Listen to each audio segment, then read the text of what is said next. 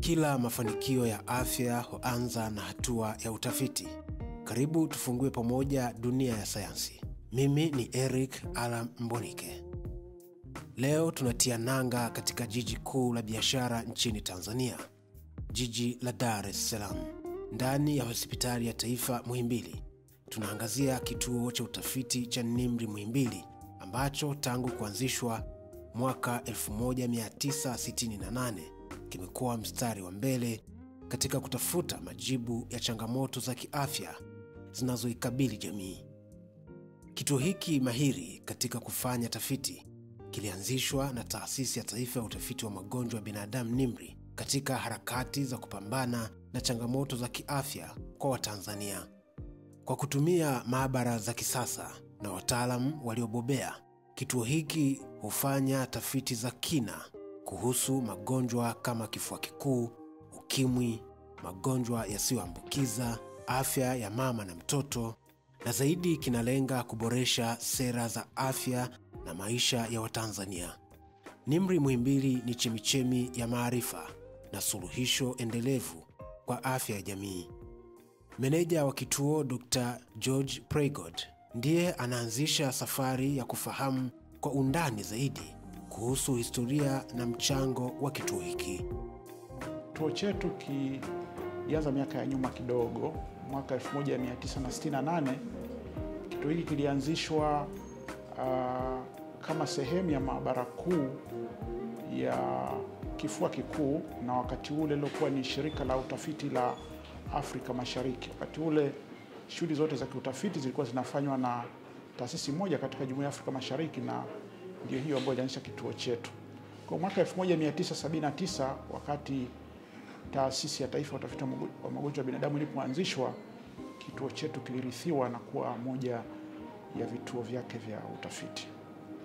Ili kuweza kuendesha shughuli zetu za kiutafiti, kituo chetu kinaendeshwa au kimegawanyika katika idara mbalimbali. Iko idara ambayo inaitwa idara ya sayansi na utafiti. Idara ya utafiti hii ndio idara mama katika kituo hiki, na kazi yake kubwa ni kusimamia shughuli za kiutafiti katika kituo chetu. Idara hii imegawanyika katika sehemu tatu kutokana na namna ya utafiti ambayo tunafanya hapa kituoni. Kuna kitengo ambacho kinashughulikia masuala ya tafiti za kifua kikuu, ukimwi na magonjwa mengine ya kuambukiza, pamoja na magonjwa ambayo hayajapewa kipaumbele. Kitengo hiki ni kikubwa kwa sababu tafiti zetu nyingi zinaangukia katika eneo hili. Lakini pia tuna kitengo ambacho kinashughulikia tafiti za mambo ya lishe na magonjwa yasiyoambukiza, kama tunavyozungumzia mambo ya kisukari au shinikizo la juu la damu na kansa.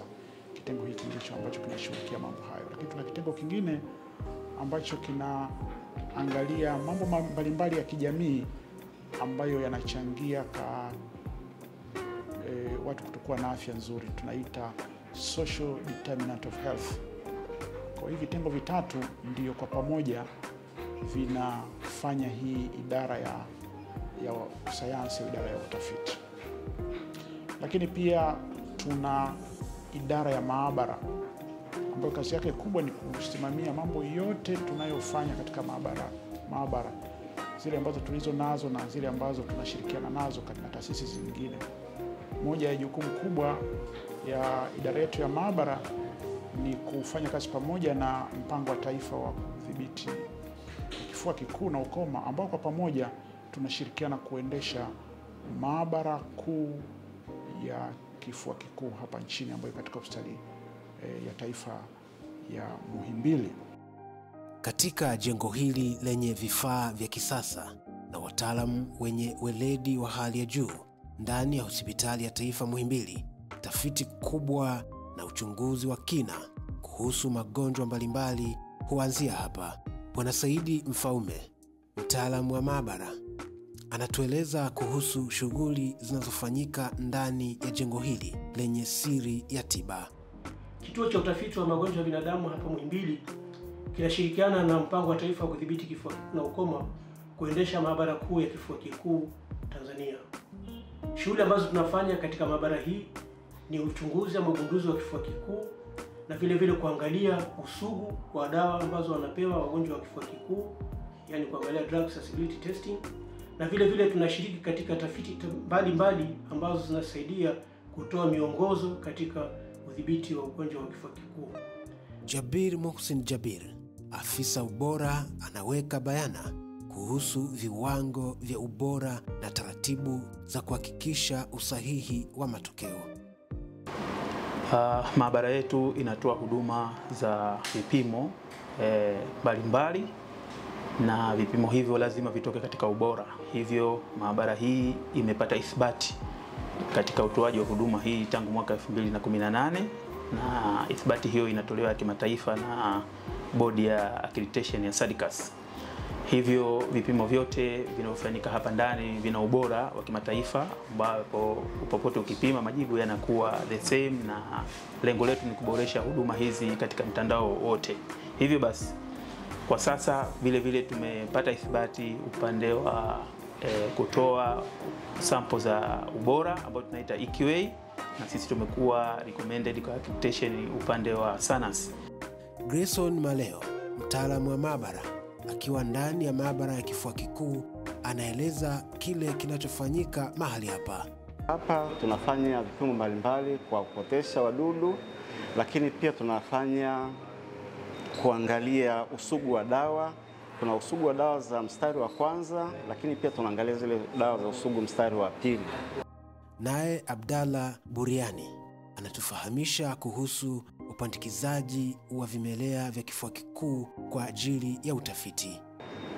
Kwa kuwa ni TB ni slow growing organisms, kinachofanyika ni kwamba tunasoma kwa muda wa wiki 8, ambapo ikitokea positive within hizo wiki 8 tunaitoa ndani ya hiyo wiki husika, lakini ni kuanzia wiki ya 3. Lakini kwa zile negative tutaweza kuziacha mpaka muda wa wiki 8, then tutadeclare kwamba hiyo sample ni negative. Na culture inafanyika kwa njia mbili hapa maabara ya taifa ya kifua kikuu, ambapo tunatumia solid culture lakini pia tunatumia liquid culture. Kwenye solid culture tunatumia media za LJ media, lakini kwenye liquid culture tunatumia immediate machine. Hussein Ngale, mwanasayansi wa maabara, anazungumzia utafiti wa usugu wa vimelea dhidi ya dawa. Hapa tunaangalia usugu wa dawa za mnyororo wa kwanza na vile vile usugu wa dawa mpya ama za mnyororo wa pili. Mnyororo wa kwanza tunaita ni first line drugs, na vile vile mnyororo wa pili tunaita second line drugs. Kwenye upande wa first line drugs ambazo tunazipima hapa ni isoniazid, rifampicin na ethambutol. Na kwa upande wa mnyororo wa pili, drugs ambazo tunazipima ni fluoroquinolone group ambayo kuna levofloxacin, na hizi new drugs bedaquiline, delamanid, clofazimine na nyinginezo. Bi Sulma Fuadi, mtaalamu wa maabara kitengo cha Hadbin, anatufahamisha kuhusu vipimo vya awali vya kifua kikuu. Na katika kipimo hiki hapa kwetu ni kipimo ambacho ni cha kwanza, ni cha awali. Baada ya hiki then kinapata vingine. Kila kituo cha NIMR kina maeneo mahususi ya kipaumbele kulingana na mahitaji ya jamii inayokizunguka na changamoto za kiafya zilizopo. Hapa NIMR Muhimbili, tafiti nyingi zimejikita kwenye magonjwa ya kuambukiza kama kifua kikuu na ukimwi, pamoja na magonjwa yasiyoambukiza kama kisukari, shinikizo la damu, afya ya akili na usugu wa vimelea dhidi ya dawa. Profesa Sayoki Mfinanga, mtafiti mkuu na mtafiti kiongozi wa miradi mbalimbali ya utafiti, anaeleza kwa kina juu ya tafiti hizi zinazoleta suluhisho kwa jamii. Katika kituo hiki cha Muhimbili sana tumejipanga kwenye tafiti za magonjwa yanayoambukiza, lakini pia na magonjwa yasiyoambukiza, magonjwa ambayo ni chronic.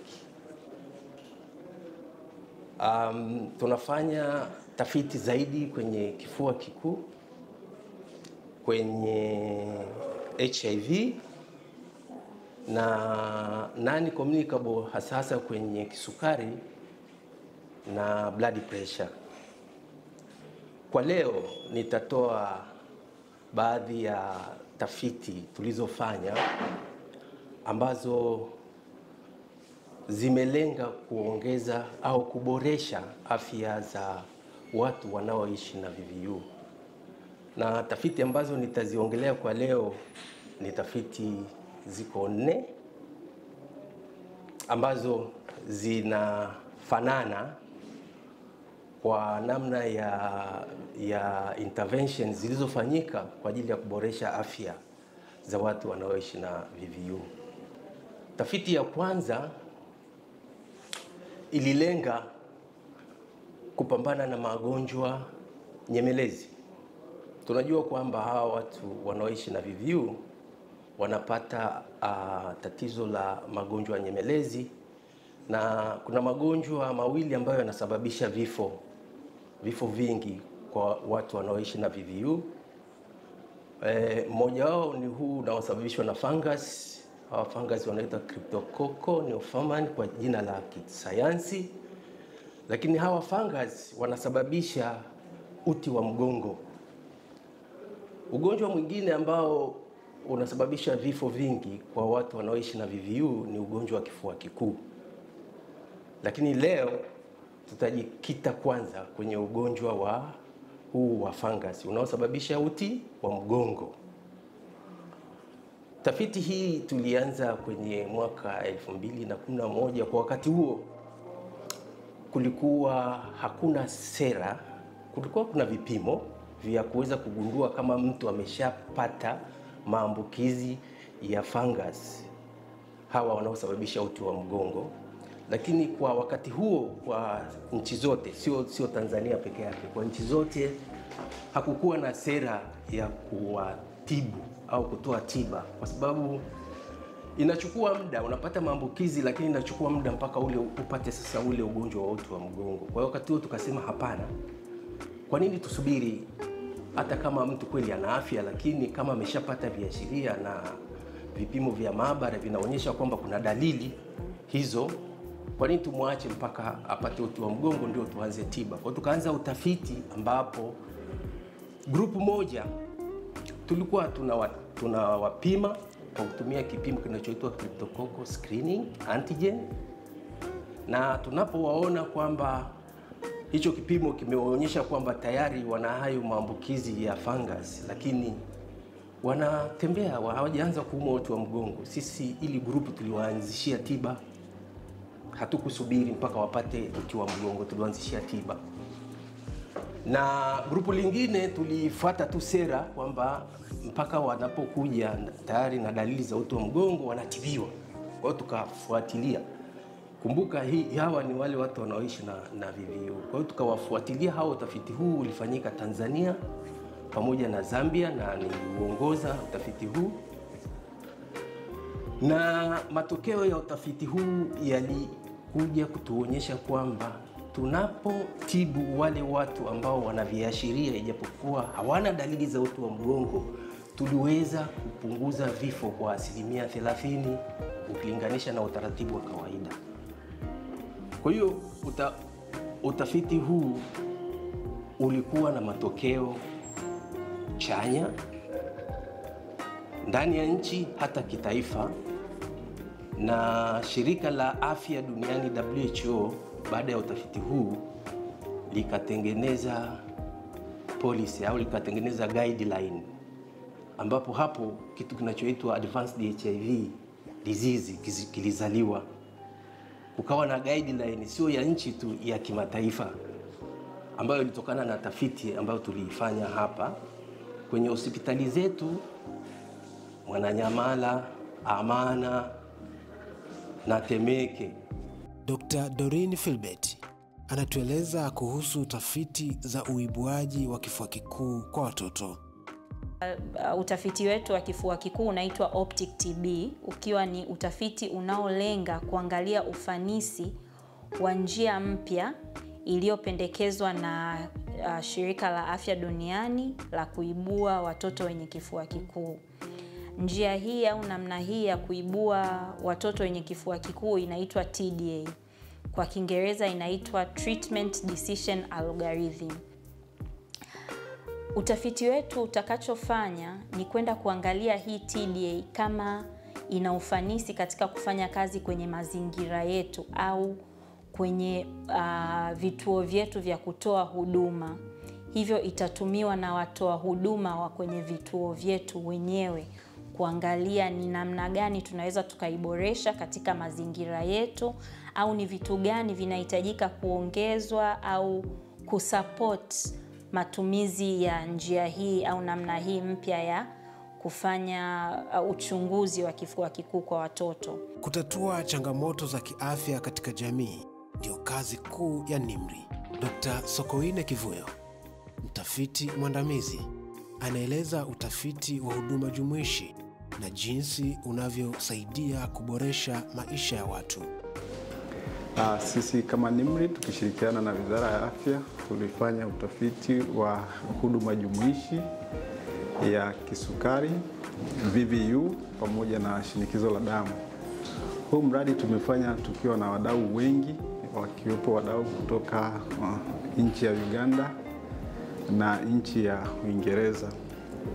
Mradi huu tuliita Inter-Africa kwa maana huduma jumuishi wa haya magonjwa matatu: kisukari, VVU na shinikizo la damu. Na ikatupelekea sisi tujiulize, tukana na maswali mengi kwamba je, Afrika kuendelea na huduma jinsi wanavyotoa kuwa na kliniki tofauti tofauti? Tukajiuliza, tukiunganisha hizi kliniki zote tatu, je, itasaidia kwa udhibiti wa kisukari pamoja na shinikizo la damu? Lakini pia tukawa na wore kidogo kwamba tukiunganisha, je, tutaathiri hii huduma ya VVU ambayo tayari imeshaimarika? Hayo ndio yalikuwa maswali ambayo yalitusumbua sisi kama watafiti, na ikatupelekea kuwaita wadau mbalimbali, kwa maana watunga sera, watoa huduma kwenye hospitali na watoa huduma kwenye jamii. Lakini pia tumeona kwamba mifumo yetu ya afya hayaongei. Kwa hiyo unaweza ukaja ukafanywa vipimo kule, ukija kesho kutwa unafanywa tena vipimo hivyo hivyo, lakini kliniki tofauti. Kwa hiyo tuliona inaokoa gharama sana kwa upande wa mgonjwa. Lakini pia kwa serikali tulijaribu kukadiria, tukaona kwamba kwa mwaka tu serikali inaweza ikaokoa karibia bilioni 195 wakifanya hii huduma jumuishi, kwa maana hizo huduma kwa hayo makundi yote matatu, ambayo hizo bilioni zingeweza kutumika kwenye changamoto mbalimbali ambazo ziko kwenye huduma hizi za afya, kama upatikanaji wa dawa, vitendea kazi, wahudumu pia wengine wakaajiriwa kwa wingi, ikasaidia kutoa huduma kwa ufanisi zaidi. Naye Dr. Faith Aikaeli anaeleza zaidi kuhusu ufanisi wa huduma jumuishi katika ngazi ya jamii. Utafiti huu wa huduma jumuishi tunaangalia wagonjwa wenye magonjwa sugu kama shinikizo la damu, kisukari na hata ukimwi. Jinsi ya kuleta pamoja huduma za magonjwa ambayo ni sugu ili kumsaidia mgonjwa kupata huduma ambayo ina unafuu kwake, na pia inazingatia mahitaji yake kwa wakati huo, na pia inasaidia health system zetu, utoaji wa huduma katika vituo vyetu. Aziza John Samson, mtafiti kutoka NIMR, anatoa mwanga kuhusu tafiti za Nanopore unaohusu kifaa kidogo cha kugundua kifua kikuu kwa njia rahisi na kwa haraka. NIMR Muhimbili kwa kushirikiana na KNCV Tuberculosis Foundation and Dream Fund Netherlands inatekeleza utafiti wa teknolojia ya Nanopore kwa kutumia kifaa kidogo sana kinaitwa MinION.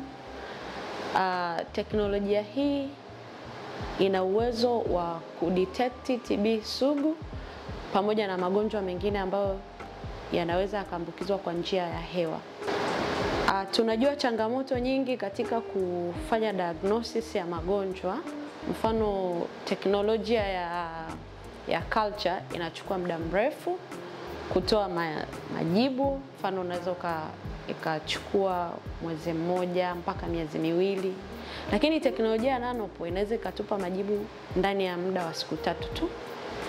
Kwa majina naitwa Mary Jessica Mafia, ni mtaalamu wa maabara kutoka Maabara Kuu ya Rufaa ya Kifua Kikuu ambayo ipo Muhimbili, na tunafanya kazi na NIMR Tanzania katika kushirikiana katika tafiti mbalimbali za kifua kikuu. Pia tunafanya na wadau wa maendeleo Tanzania ambao mmoja wapo akiwa KNCV Tuberculosis Foundation katika upimaji au tafiti zote zinazohusu kifua kikuu. Tunapima kifua kikuu kwa kutumia mashine ya vinasaba ya Nanopo sequence ambayo ni mashine inayotusaidia kugundua wagonjwa wa kifua kikuu na kujua dawa wanazotumia wako katika stage gani. Lakini pia tunashukuru NIMR kwa kuweza kutusaidia kutupa mafunzo mbalimbali juu ya kifua kikuu, na pia imetusaidia kuendeleza uwezo wetu wa upimaji wa kifua kikuu katika tasnia tofauti. Lakini pia tumeweza kuwa na maandiko tofauti juu ya kifua kikuu, na wamekuwa bega na bega na sisi kutuwezesha kuweza kupublish maandiko yetu, lakini pia kutuongeza kwenye journal clubs za kuhusu kifua kikuu kimataifa, ili tuweze kujifunza wenzetu wanafanya nini kwenye tafiti zao na wanafanya nini katika upimaji wa wagonjwa wa kifua kikuu, ambayo imeweza kutusaidia sisi Maabara Kuu ya Rufaa ya Kifua Kikuu kuweza kupima na kugundua wagonjwa vizuri na ili kuwasaidia wagonjwa katika utumiaji wa dawa. Ili kufanikisha tafiti hizi, NIMR Muhimbili imekuwa ikiendesha kliniki mbalimbali.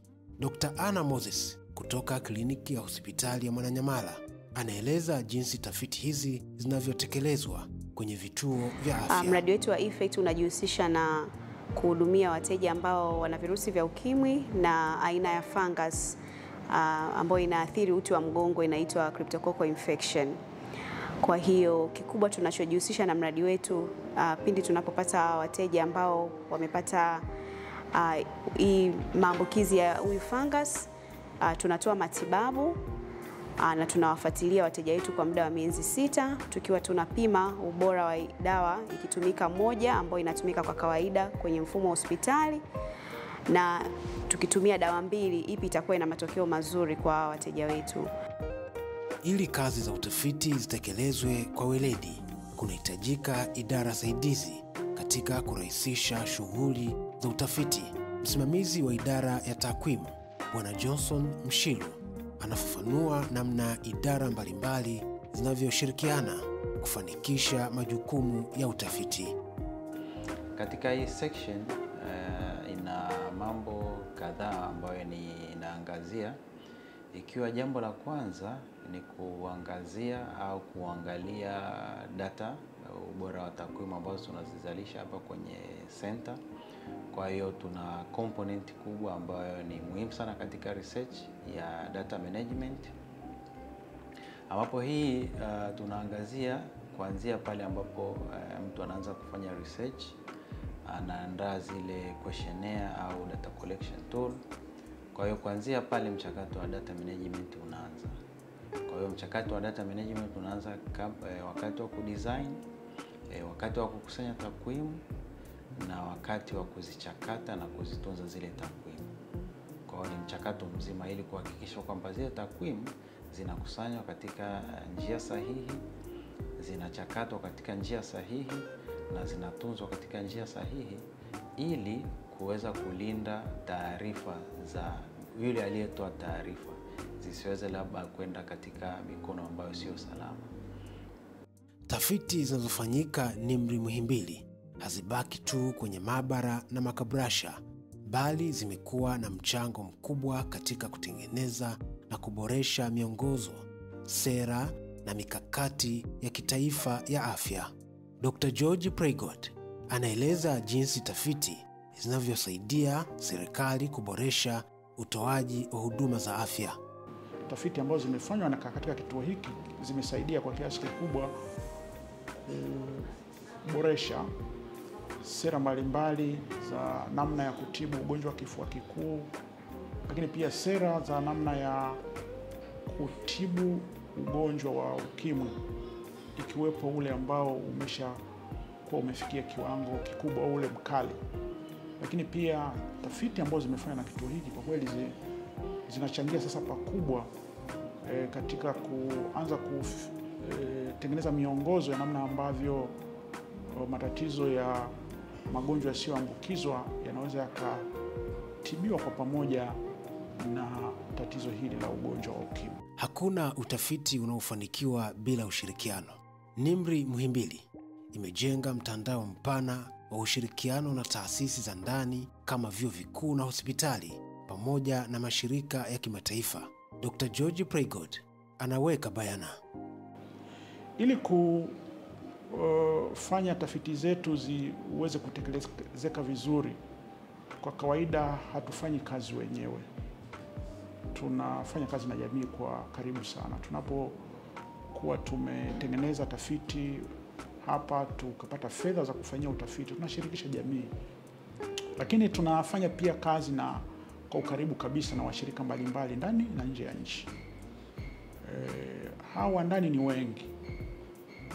Zikiwepo hospitali hizi kubwa, kwa mfano hospitali ya taifa ya Muhimbili, lakini pia tunafanya kazi kwa ukaribu sana na hospitali zile za rufaa za mikoa, kwa mfano hospitali ya Mwananyamala, hospitali ya Temeke na hospitali ya Amana. Katika hospitali hizo, zaidi tu ya mashirikiano ya utafiti, pia tuna kliniki za kiutafiti ambazo tunatumia kliniki hizo kufanya majaribio mbalimbali, aidha ya dawa za magonjwa haya ya kifua kikuu au ukimwi, ili kusaidia hatimaye kuwa na dawa ambazo zinaweza zikaboresha matokeo ya matibabu.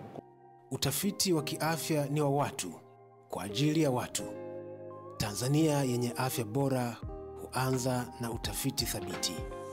Katika makala hii tumeshuhudia jinsi NIMR Muhimbili inavyofanya kazi kubwa ya kisayansi kwa kutumia wataalamu wenye weledi, vifaa vya kisasa na ushirikiano wa kimataifa ili kuhakikisha afya bora kwa wote. Dr. George Preigot anahitimisha kwa kutoa wito kwa wadau, serikali, taasisi za elimu, mashirika binafsi na wananchi kuendelea kuunga mkono tafiti na kushirikiana na NIMR katika kuhakikisha jamii ya Watanzania inaishi maisha yenye afya njema. Niendelee kutoa wito kwa serikali na wadau mbalimbali kuendelea kutoa mchango katika kuboresha huduma zetu za kiutafiti, ili mchango wetu katika matokeo ya kiutafiti uwe mkubwa zaidi na tuendelee kuboresha maisha ya Watanzania. Asanteni sana na karibuni. Kwa niaba ya wote walioshiriki kuandaa makala hii ya kipekee kutoka NIMR Muhimbili, mimi ni Eric Alambonike. Asante kwa kuungana nasi. Usikose kufuatilia mfululizo wa makala zetu. NIMR, kukuza utafiti kwa afya bora.